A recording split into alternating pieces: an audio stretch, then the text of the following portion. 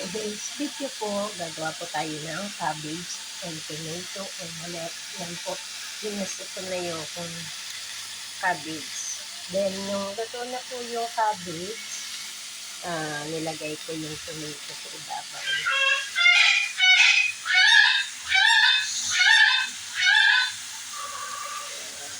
So, ang ating menu po today.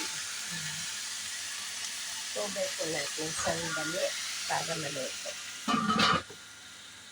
Nilagay na po natin yung egg. Yan.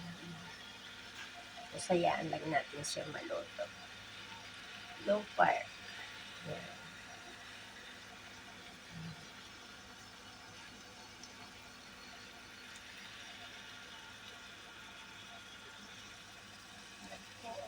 Ang po today, cabbage omelette.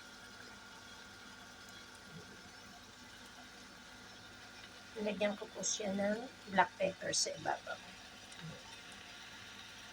Ang ating cabbage and tomato omelette.